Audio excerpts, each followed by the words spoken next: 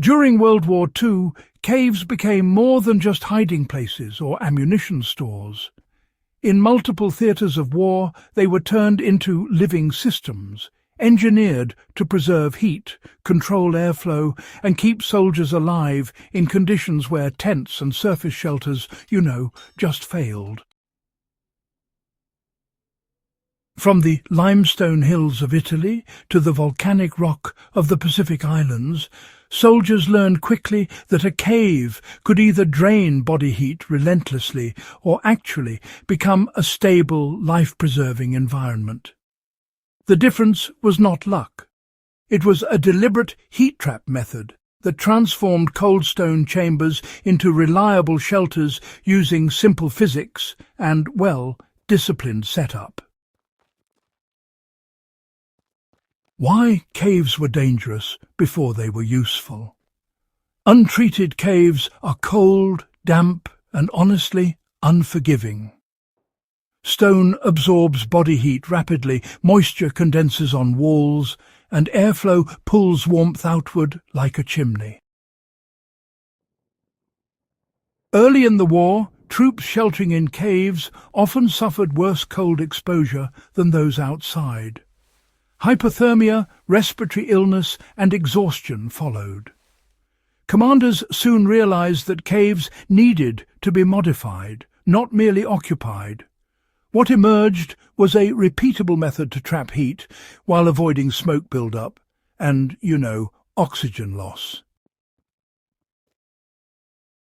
When it came to choosing a place to shelter, soldiers had to be pretty discerning about which chamber they picked. Not every cave space was actually suitable. If you look through World War II field manuals and after-action reports, you'll see that soldiers tended to favour chambers that were set back from the main entrance, but not so deep that all airflow was lost. It was a careful balance, really. The ideal chamber, as it turned out, featured a narrow access corridor that led into a wider room. This design naturally slowed the wind, but still allowed stale air to drift upward and escape. Heat loss was kept to a minimum, without needing to seal off the whole space.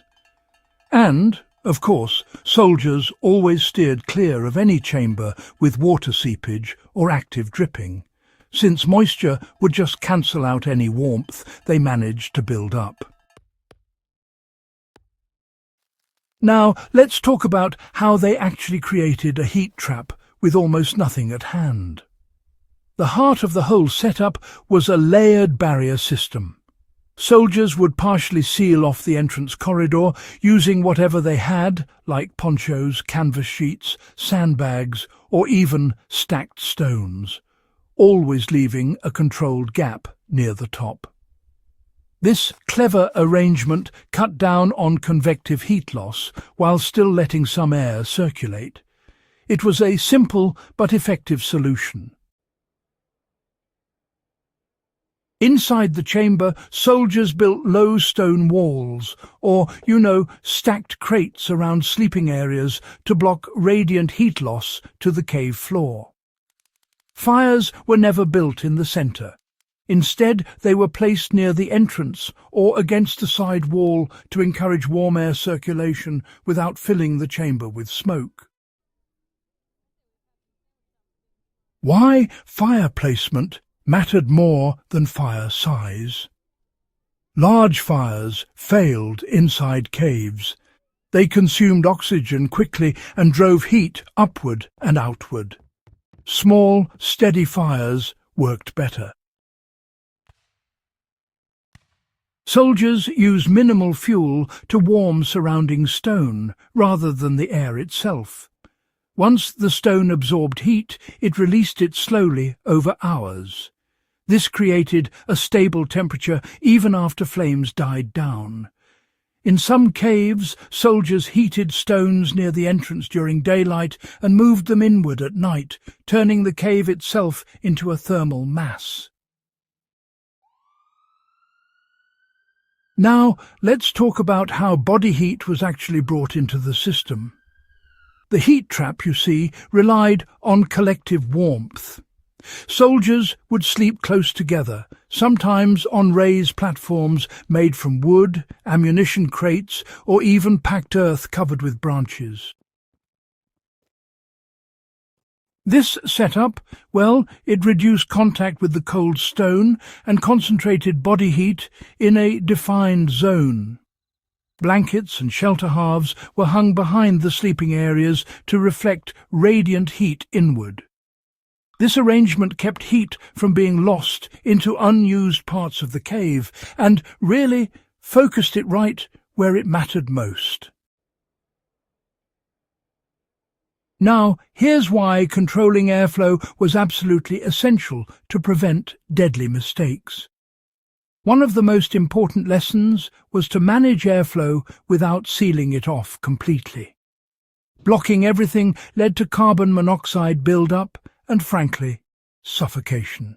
The tried and true World War II method always kept a high vent or a gap near the ceiling, just to be safe.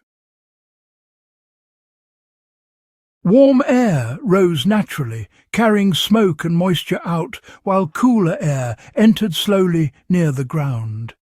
This created, a gentle circulation that sustained oxygen levels. Soldiers learned to test airflow with smoke before settling in, adjusting barriers, until smoke drifted upward rather than back into the chamber. In the Italian campaign and on the Eastern Front, caves modified this way stayed significantly warmer than outside temperatures, often remaining above freezing even during snow. Soldiers reported drying clothing overnight and waking without frost on blankets. More importantly, energy expenditure dropped. Less food was required to maintain body heat, and sleep quality improved. In prolonged operations, this translated directly into combat effectiveness. The principles remain valid today. When using caves or rock shelters, select chambers with restricted entrances and natural height differences. Create partial entrance barriers rather than full seals. Elevate sleeping areas using available materials.